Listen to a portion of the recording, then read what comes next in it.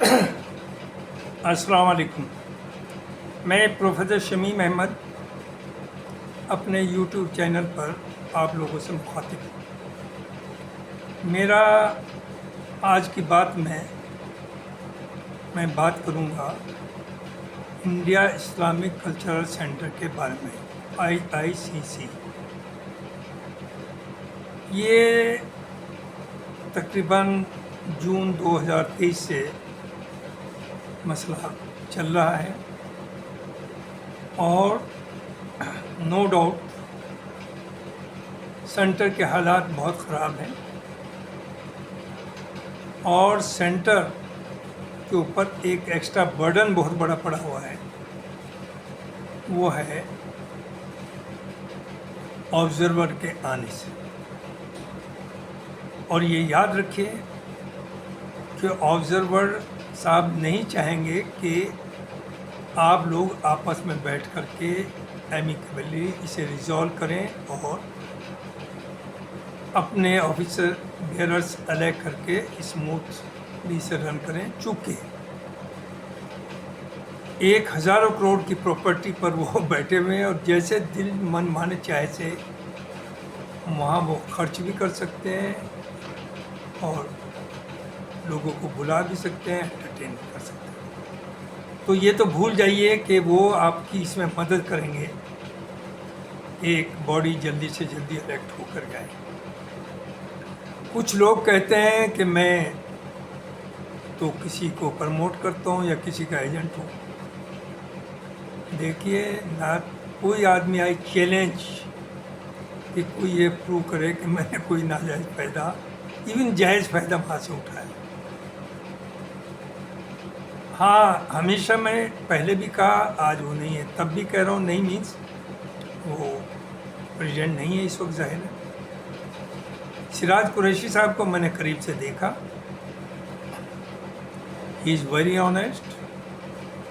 और during his presidentship अगर वो चाय भी मंगाते थे तो उसका पेमेंट करते थे, अगर फ़ोटो कॉपी कराते थे उसका पेमेंट करते थे। और इसे इस सूरत में जो आज खड़ा है, आज तो हर आदमी आ रहा है कि यंग्स को मौका देना चाहिए, ऐसे लोगों को मौका देना। एक साहब तो कह रहे हैं एकेडमिशियन को मौका देना चाहिए। एकेडमिशियन से भी कोई होता ही नहीं। वो पढ़ने लिखने में हो सकता है अच्छा हो, लेकिन एडमिनिस्ट्रेशन में नहीं होता। ये हमारे सामने आ रहा है। और ना वो किसी कम्युनिटी को लीड कर सकता है, ये भी याद रखिए। एनी हाउ, एक स्पेशल जनरल बॉडी की मीटिंग हुई और तय ये हुआ कि सिर्फ वो लोग वोट देंगे जिन्होंने एनुअल सब्सक्रिप्शन लिया है। ये मैंने पहले भी रखा और अब भी रख रहा हूँ। ये गलत था और गलत है। कुछ लोग कहते हैं अरे साहब इतने पैसे से क्या फ़र्क पड़ता है। ना पड़े, सवाल पैसे का नहीं, सवाल उसूल का है। इन प्रिंसिपल जो भी किसी भी बॉडी में देखिए, आप कुछ चीज़ें उसकी रेस्ट्रिक्ट कर सकते हैं, लेकिन जिस वक्त वो मेंबर्स बने कहीं ऐसी कंडीशन नहीं थी कि उन्हें एनुअल सब्सक्रिप्शन देना। फिर आउट ऑफ 4,000 मेंबर कुल हैं, उनमें आउट ऑफ 4,000 3,000 तो स्लीपिंग मेंबर हैं जो साल 2 साल में आते हैं। तो वो क्यों आपके तफरी और आपके आराम को वो भूखते हैं, वो क्यों पेमेंट करें। तो इसलिए मेरा ये कहना है कि वोटिंग राइट तो जितने भी 4,000 मेंबर्स हैं सबका होना चाहिए। और जहाँ तक ऑब्जर्वर साहब का है, वो इसे कभी नहीं मानेंगे, चूँकि he is biased, he is favouring certain group of persons. दूसरी हाँ बहुत इम्पॉर्टेंट बात है जो मुझे कहना है। देखिए, जो स्पेशल जनरल बॉडी की मीटिंग हुई उसमें लोग जो दिखाने को तो उस वक्त सिराज साहब के साथ थे, लेकिन बहुत से लोगों के दिल में ये भी था कि अगर इनका 75 एज बढ़ गई तो हमें मौका कैसे मिलेगा।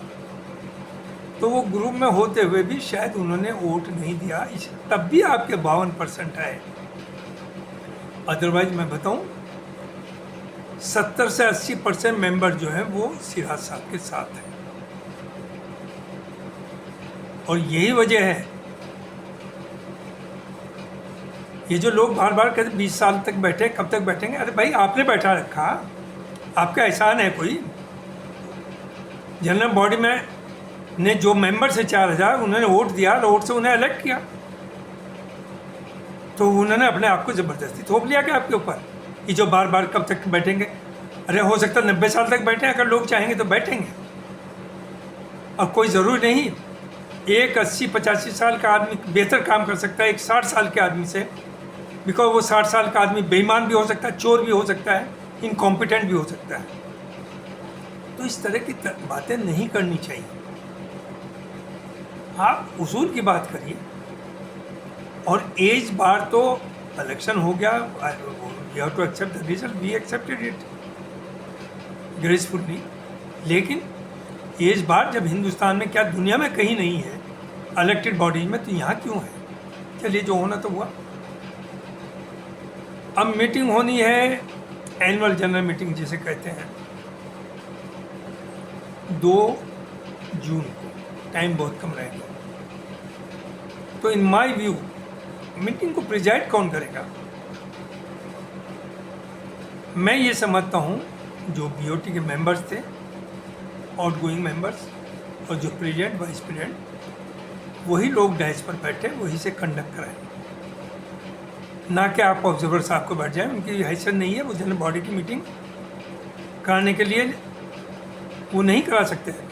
ही can not preside the meeting, he has no experience, he doesn't know much about the centre, except जो उन्हें फीड कर दिया।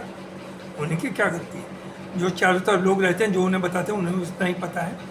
लेकिन जो 20-30 साल से एसोसिएटेड है, उन्हें ज़्यादा पता है।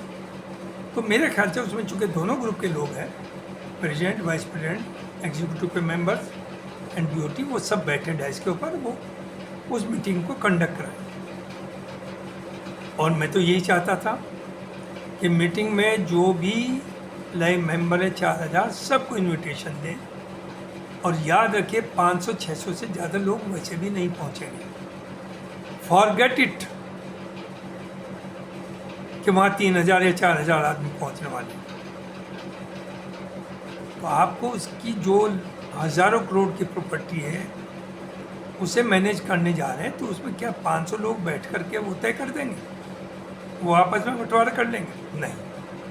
तो बुलाना मेरे ख्याल से अभी भी टाइम है। और देखिए एक बात ये भी आ रही कि हो सकता है कुछ लोग कोर्ट जाएं। मैं समझता हूँ कोर्ट जाने में कोई किसी को एतराज़ नहीं होना चाहिए, जा सकते हैं इस इशू को लेकर के कि supply members should be allowed to participate in annual meeting और इलेक्शन। लेकिन इससे ये भी मैं साथ साथ कहूँ कि नुकसान भी होगा, चूँकि ऑब्जर्वर साहब चाहते हैं कि कोई ना कोई लिटिगेशन होता रहे और वो कुर्सी पर विराजमान रहे। तो कोर्ट कुछ नहीं तय कर सकता, इससे बेहतर है कि आप लोग आपस में बैठ कर के तय करें। दूसरी तरफ अभी तक एक ग्रुप था अपोजिशन में जो ख्वाब देख रहा है प्रेसिडेंट बनने का, अपनी टीम लाने का, सिराज साहब की मुखालफत करता।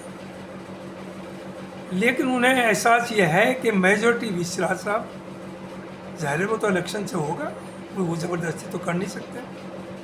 तो कुछ तो ऑलरेडी ही उस इंटरेस्ट को लेके अलग अलग जो अपोजिशन थे 3-4 हिस्सों में बट गया है।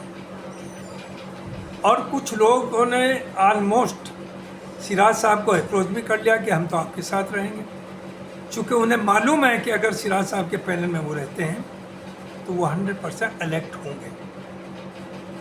कुछ लोग ऐसे भी हैं, आप देख ही रहे हैं, उनका मेरी चलती भी रहते हैं मोहब्बत में ग्रुप के अंदर। वो जर्नलिस्ट हैं, तरह तरह के इंटरव्यू लेते हैं, एक तरफा इंटरव्यू लेते हैं, एक तरह के लोगों का लेते हैं। और उनकी ख्वाहिश थी, अब तक तो वो शक में था, लेकिन मैंने डाला, मैं कहा तो लगता है कैंडिडेट है, तो उन्होंने अपने को डिक्लेयर कर दिया कि ही इज द कैंडिडेट। जिस तरह के ये जर्नलिस्ट हैं, जिस तरह का ये जर्नलिज्म करते हैं, ऐसे लोगों की एंट्री अगर होती है तो ये बहुत भयानक और नुकसान देगी आपके सेंटर को। जर्नलिस्ट नो डाउट ये this is the fourth thumb of democracy. लेकिन आपको पता है कि जर्नलिस्ट सिर्फ 5 से 10% बहुत अच्छे हैं, ऐसे हैं जिसे इमेजिन नहीं कर सकते। रवीश कुमार, वो जैसे 10-20 लोग हैं, लेकिन जो हज़ारों हैं वो तो धंधे वाले हैं। टीवी चैनल्स पे देख लीजिए, बिके हुए हैं। और इनकी तो हैसियत ही कोई नहीं। जो आपका जर्नलिज्म, आपका सेंटर है, उन पर काम ही कोई दूसरा नहीं। आज इसका, कल उसका, कल उसका, सिर्फ सिराज साहब को बुरा कहलवाना और उसे डाल देना, और ख्वाब देख रहे हैं वो इलेक्ट हो जाए। तो बी अवेयर, ऐसे लोगों से बहुत चौकस हुई है। और जो ये कहे कि एकेडमिशियन, देखिए यहाँ रिसर्च नहीं हो रही, ना आप किसी को पढ़ा रहे हैं। और जो गवर्नमेंट में एडमिनिस्ट्रेटिव पोजीशन होती है वो बहुत ही पब्लिक में काम नहीं आती।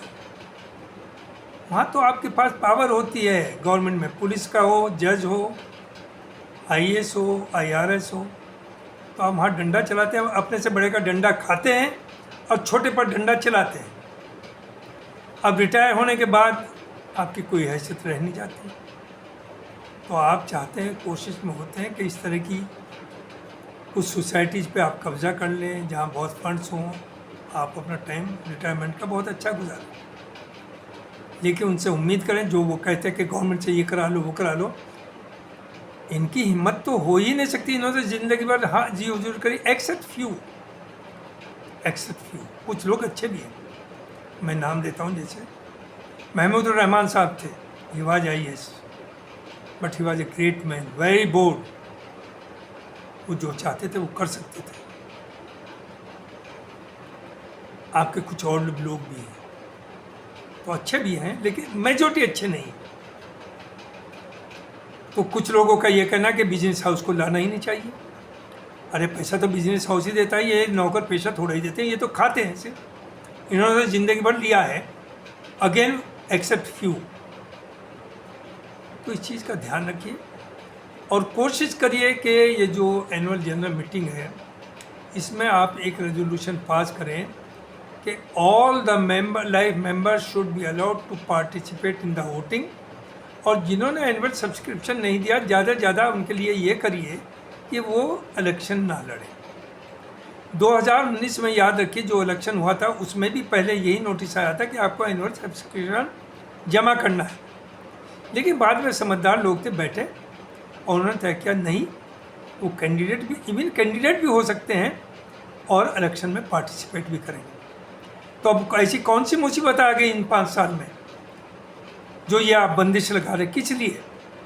आप चाहते हैं कि आप लोगों ने, एक ख़ास ग्रुप ने अपने कुछ लोगों का सब्सक्रिप्शन जमा करा दिया और उन पर वोट ज़्यादा होंगे, वो धोखे में है।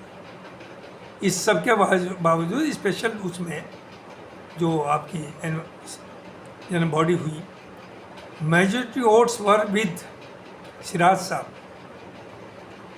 जबकि मैं अगेन रिपीट करता हूँ, जो उनके सपोर्टर्स थे उसमें से कम 20% लोगों ने वोट उन रेजोल्यूशंस को नहीं दिया, चूँकि उनके दिल में अंदर चाहत थी कि हम प्रेसिडेंट, सेक्रेटरी और ये बने, और वो तभी बनेंगे जब 75 की एज लिमिट ख़त्म ना हो।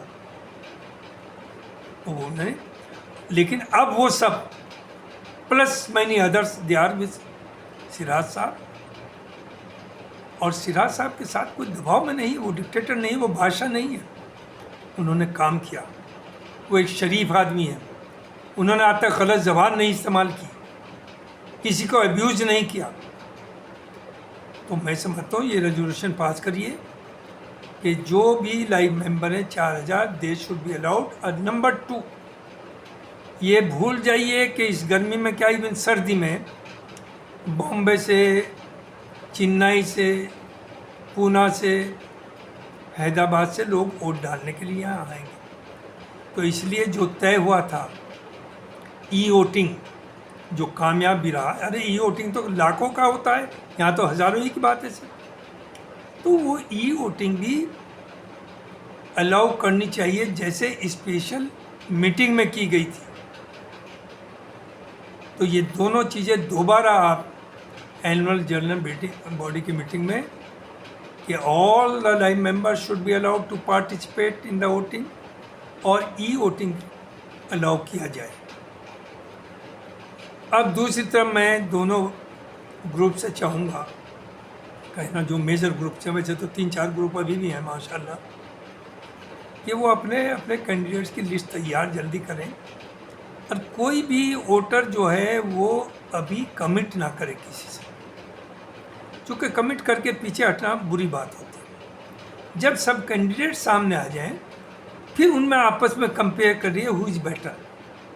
आज मैं ए को बहुत अच्छा समझ रहा हूँ, उसने अपने को प्रपोज कर दिया मेरे सामने कि मैं खड़ा हो रहा हूँ, मैं हाँ कर ली। लेकिन कल को कोई कैंडिडेट उससे भी बेहतर अगर सामने आया तो मैं मजबूर हूँगा, क्योंकि मैं कमिट कर चुका हूँ। और नहीं अगर मैं हटूँगा तो ये नाराज़ होंगे ज़िंदगी भर के लिए मुझसे। तो इसलिए आप लोग अभी कमिट ना करें जब तक कि सब कैंडिडेट्स आपके सामने ना हों।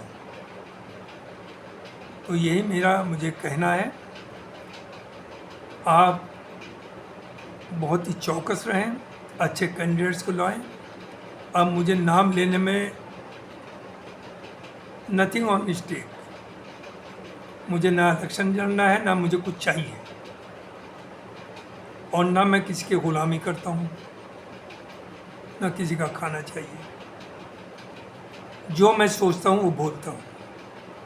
इन माय व्यू जो होना भी चाहिए कि एहसन खान साहब वाइस प्रेसिडेंट थे, एक बहुत अच्छा फेस हैं आईसीसी का भी और कम्युनिटी का भी, उन्हें आप सदर के लिए लाएं। और अगर वाकई काम करने वाला चाहिए तो हमारे रिवर बैंक होटल के जो कलीमुल हफीज़ साहब हैं, जिन्होंने कुछ अचीव करके दिखाया, और अचीव सिर्फ बिजनेस में नहीं, उनकी पोस्ट देखी जो अखबारों में छपती थी, आजकल पता नहीं उन्होंने थोड़ा सा बंद कर रखा है। जिस तरह की उनकी हिम्मत है लिखने की, बोलने की, चीज़ों को सामने रखने की, तो एक पोस्ट पोजीशन पे उनका आना ऐसे लोगों का भी ज़रूरी है। रहा हम जैसे जो इंजीनियरिंग कॉलेज वगैरह में पढ़ाया, टेक्निकल या गवर्नमेंट में रहे, हम लोग इस काबिल नहीं है कि हम वहाँ की जिम्मेदारी संभालें। तो इस चक्कर में नहीं है कि आप उसकी डिग्री देख लेंगे कि ये तो प्रोफेसर रहा है, ये तो डॉक्टर है, ये तो पीएचडी है। उसकी बैकग्राउंड भी देखिए, उसका 30 साल का वर्किंग भी देखिए किस तरह का है। चाहे मैं हूँ, चाहे कोई भी हो। और बेहतर ये है कि इन सो कॉल्ड एकेडमिशियंस को आप, वो ऑनरेबल मेंबर हैं, उन्हें इज्जत दीजिए, उन्हें बुलाइए, इनवाइट करिए, उनसे लेक्चर कराइए, लेकिन उन्हें आईआईसीसी की बैकग्राउंड ना दीजिए। वो कुछ डिलीवर नहीं कर पाएंगे। जब से ये हो गया है कि वाइस चांसलर सिर्फ टीचिंग स्टाफ से ही होंगे जिनका 10 साल एक्सपीरियंस है, तो हम यूनिवर्सिटीज़ का हाल देख रहे हैं, किस तरह के लोग आ रहे हैं, किस तरह के लॉ एंड ऑर्डर प्रॉब्लम आ रही है। जबकि बहुत बड़े बड़े इंटेलेक्चुअल, जिनके बड़े बड़े पब्लिकेशन, बड़ी बड़ी रिसर्च चीज़ें, उन लोगों को भी वीसी बनाया गया, लेकिन उनमें वो एडमिनिस्ट्रेटिव कैपेबिलिटीज़ या किसी इंस्टीट्यूशन रन करने की कैपेबिलिटीज़ नहीं है और नहीं होती, जो कि दूसरे लोगों में। और बिजनेस वाला तो मैं समझता हूँ, जिसने अपना एक एम्पायर खड़ा किया, आप उसकी मेहनत को अंदाज़ा नहीं लगा सकते। तो अच्छे लोगों को लाइए, ये मुझे कहना है। और ख़ास तौर से एनुअल जनरल मीटिंग में मेरे 2 ही पॉइंट हैं कि एक रेजोल्यूशन पास करिए कि all the life members should be allowed to participate in the voting. Number 2, the distant places पर जो लोग हैं, मेंबर्स हैं, they should be allowed to do e voting. तो ये 2 बात मुझे कहनी थी। बहुत बहुत शुक्रिया। साथ में ये कि दोनों ही ग्रुप में कुछ गलत एलिमेंट्स भी घुसे हुए हैं, सेल्फिश, जो ख्वाब देख रहे हैं कि हम बड़ी बड़ी तारीफ़ करके हम किसी पैनल में आ जाएं और उसमें एंट्री मिल जाए। देखिए, एक और फिगर है, उसका नाम लेने से मैं हिचकूँगा नहीं, वो है हमारे जैदी साहब, आसिफ जैदी। मैं समझता हूँ, हो सकता है कि लोग उनसे एग्री ना करें मुझसे, कि वो जिस बहादुरी के साथ हर फ्रंट के ऊपर रिस्पॉन्ड करते हैं, ये बहुत बड़ी बात है। ऐसे लोगों को आप एक कंट्रोवर्शियल फिगर ना बनाएं, बल्कि उन्हें ईमानदारी के साथ उनके बारे में सोचें। He is a very dairying, he speaks truth. जो किसी को कहने की हिम्मत नहीं होती वो कहते हैं। Thank you very much.